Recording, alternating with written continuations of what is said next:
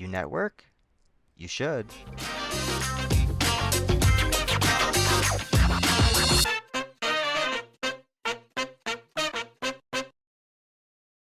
Welcome to You Network. I'm Dan O'Malley, author of Networking Made Simple, your easy to follow guide to making quality career connections. My mission is to make networking less stressful and more fun. Let's go. Today's tip will be about more places to find quality connections offline and in real life. Today's talk, we continue our conversation with Elena Haskins, Senior Product Designer, OOUX Strategist, and founder of Anele Design Studio. Today's tool will make it easy for connections to schedule a time to chat with you. Let's get into today's tip. Last week, we talked about finding connections and networking opportunities when you leave your house. Be open when you're out and about. Today, we'll talk about creating more opportunities in real life. What do I mean by that? Well, you can join a club or a league. Do you have a sport or a hobby that you enjoy? Or maybe a sport or a hobby you'd like to try?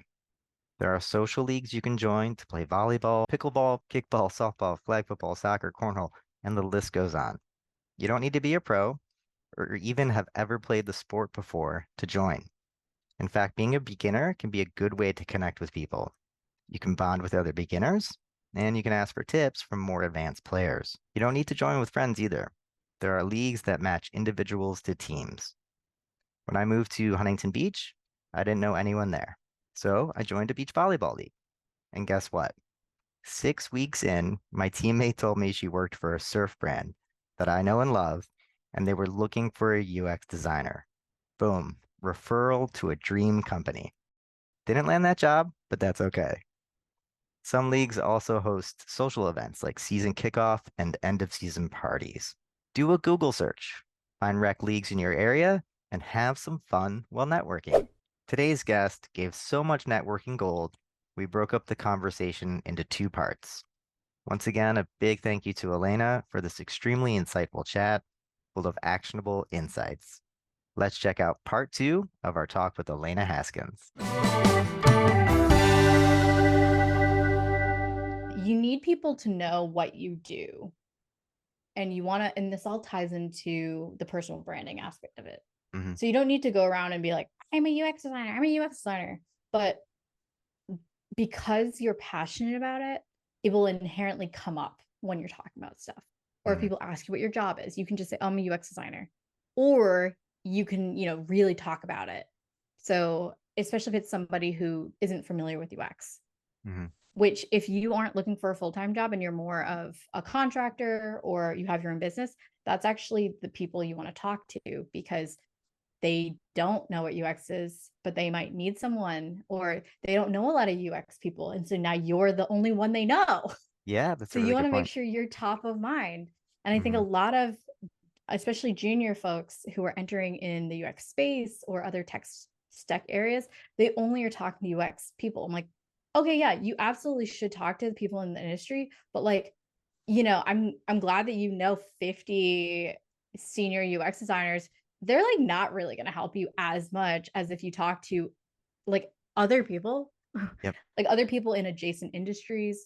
Like if you're top of mind as, you throw out those buzzwords so people know, like, oh, app design, web design, things like that. So then later on, they're like, oh, hey, my buddy's looking for someone to design an app.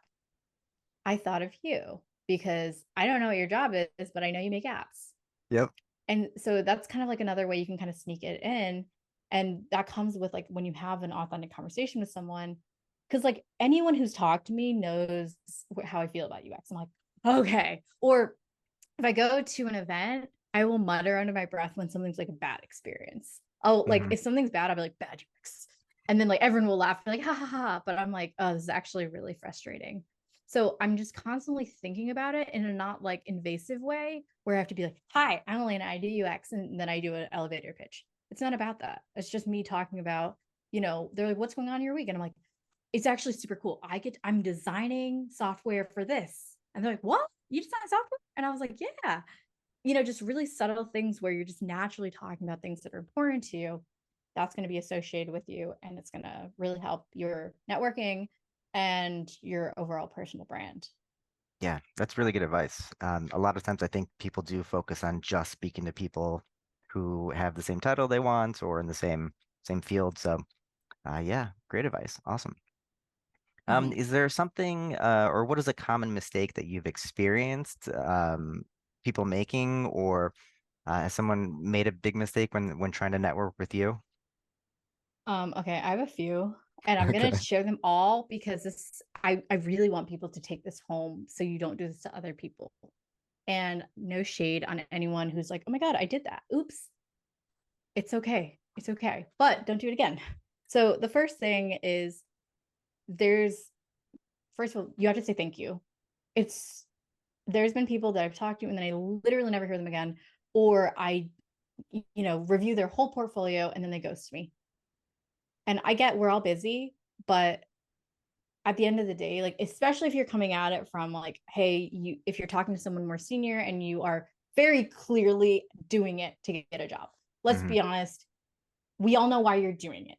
That's fine. It's just don't do it in a sketchy way. If people reach out to me who are in more of a junior position, obviously they want to try to learn tricks, they want to get a job. Okay, cool. Just I don't want to feel like I'm getting used, Yeah, you know? So we all know how it goes, but like don't make it worse. So don't ghost the people. Always say thank you. Especially if it's someone who really took time to either like meet with you or review your work, things like that. Okay, that's just like the first be a good person because you'd be surprised at how many people don't say thank you. Even it yeah. doesn't even have to be like you don't have to send like I know people say, oh, send a handwritten card. Literally don't care. Also, how do you get my address? That's so creepy. That is a Just little bit like creepy. Yeah. email or LinkedIn and just say, hey, I really appreciate you taking the time. Have a great day. Let me know if there's anything I can do to help you. Hmm. Also, just like adding that little, let me know what you can do to help is great because most likely I'm not going to take you up on it. But it's really nice to offer. Yeah. It's just kind of a pleasantry. I'm just going to say that. The other thing is make it easy.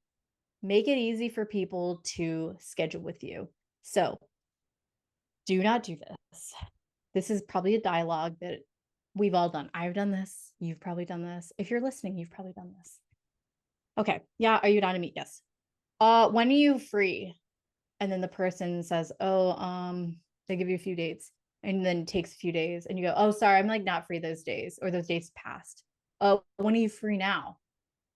Well, that one doesn't work. And then now like 8 messages have been exchanged. Hmm. Asking someone when they're free is actually so annoying and it's very well intentioned. So I see the value of why people do it. They want to be flexible. They want to adhere to someone else's schedule. Great. But you are actually creating labor. You are creating so much mental work for us to do because Hmm. now I have to go into my calendar. I have to figure out a few options and I have to hope you answer quick enough before it fills up. Or else now I'm just placing a hold on my calendar for someone who I don't even know. And I know that sounds kind of pretentious to be like, oh my God, I don't want to put a hold, but we are so busy in this world Hmm. and I don't even know you. And like, I am happy to help you and I'm happy to have a conversation, but like, I can't hold 4 hours for someone who might ghost me. Like, it's Yeah. just, that's not okay. So if you first try to get some tool like Calendly, I use reclaim.ai.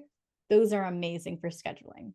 I think there's even free versions for Calendly Hmm. that it will automatically put an invitation on both of your calendars and help you reschedule. Great.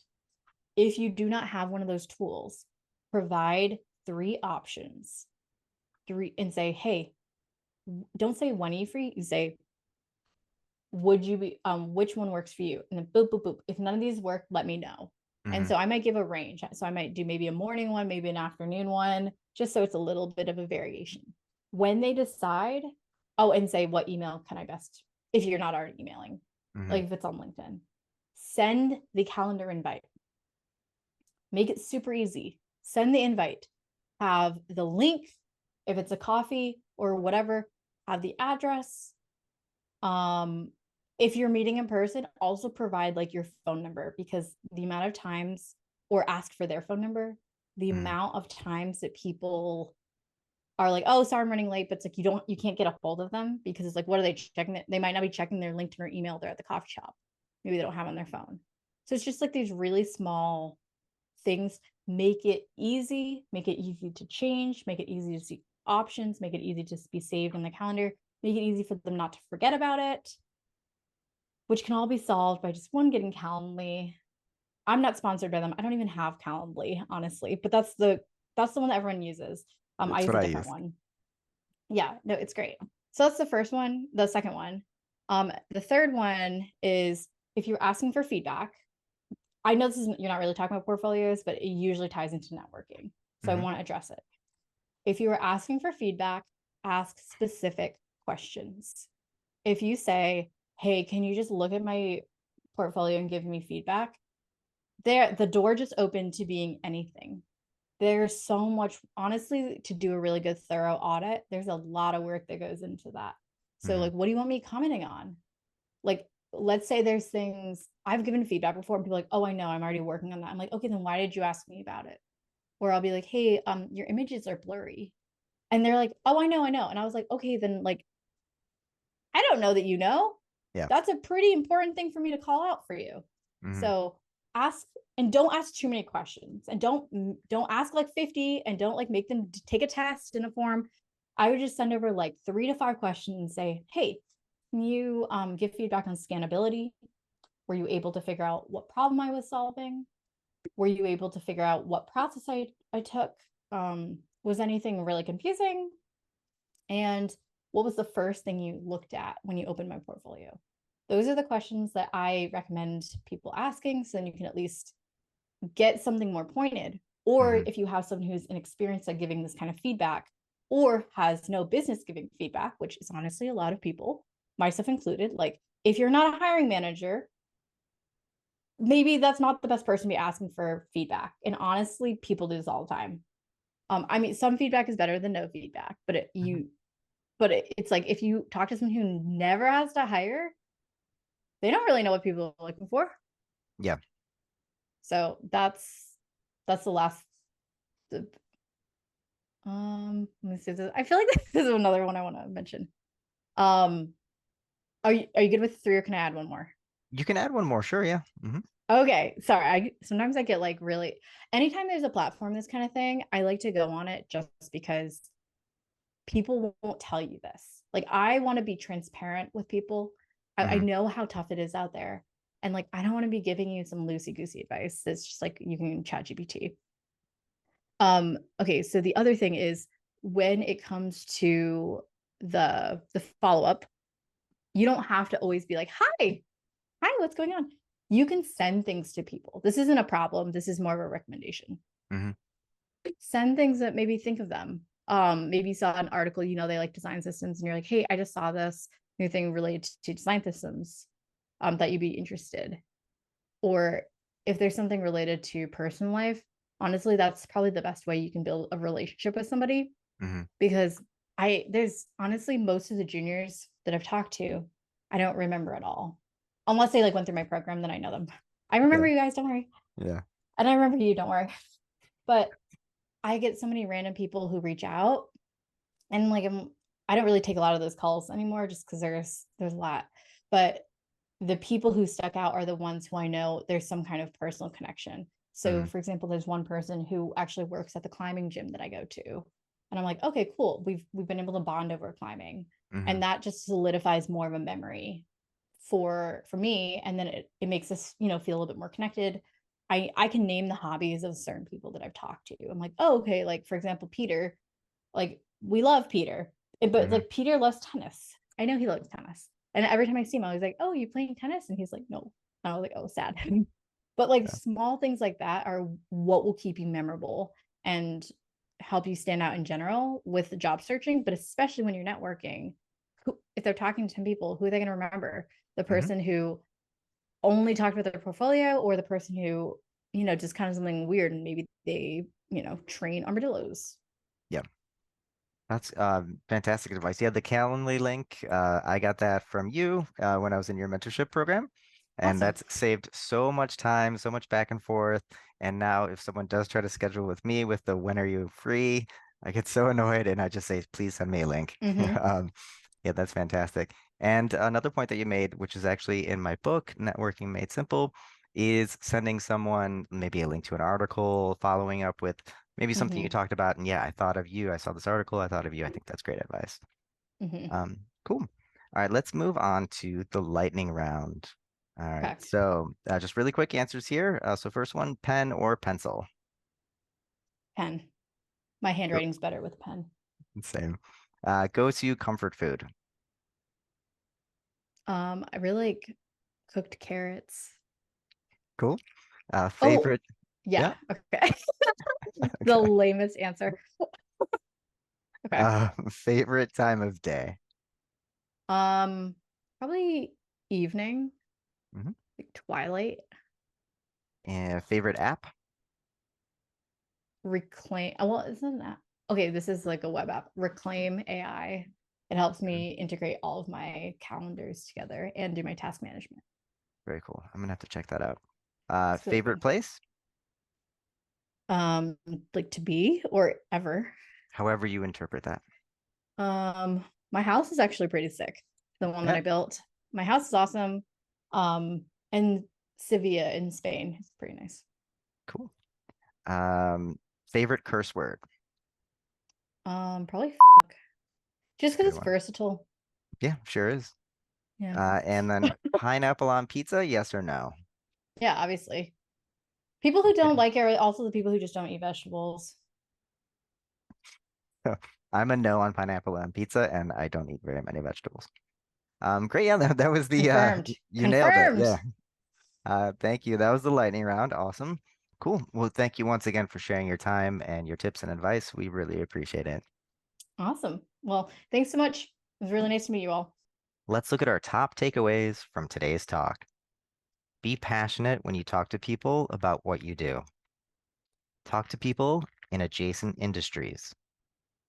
If someone offers their time and gives you their time, say thank you and offer your help. Make it easy for people to schedule with you. If you're asking for feedback, ask specific questions and limit it to 3 to 5 questions. Follow up. It can be as simple as sending articles they might be interested in. If you're a SaaS startup and are interested in making your customers feel effortlessly at home, check out Anele Design Studio. One of Elena's tips was to make it easy for people to schedule with you. There's lots of different tools out there for you to do this. One is reclaim.ai, which Elena had mentioned and looks super rad actually. Another is TidyCal, which offers a one-time lifetime fee. So that might be worth a look. I personally use Calendly now, so we're going to take a look at that in today's tool. Here we are on Calendly.com. So I'm not sponsored by Calendly, it's just the one that I'm currently using now. So we're just going to look at a few of the features. This isn't a tutorial. Just want you to get an idea of how a scheduling tool like this works. So you can click Get Started, sign up with Google or sign up with Microsoft. I already have an account, so I'm going to go ahead and log in. So I just logged in. I have a free account, which allows me to have one event type. So mine's already set up, so we're just going to go ahead and take a look at this. This is a preview. So this is what someone would see when you send your link. So we'll go ahead and view the live page. So you can enter a title, you can have a little message here. They can see what days you're available. Click the day, see what times you're available. Click the time, click next. Name and email are required inputs. You can also customize this to ask other questions or put a little message here as well. And then you can copy link. So you have your link copied, and then you can easily send that link to people you're trying to schedule with. So I'm going to show how you input your availability. You'd click availability. You can add this to different event types if you wanted to. And it's pretty easy. So say I want to be available on Monday. It defaults to 9 to 5. I'm happy with that. And I want that to be Monday through Friday. So I can copy those times to Tuesday, Wednesday, Thursday, and Friday and click apply. And it updates my availability.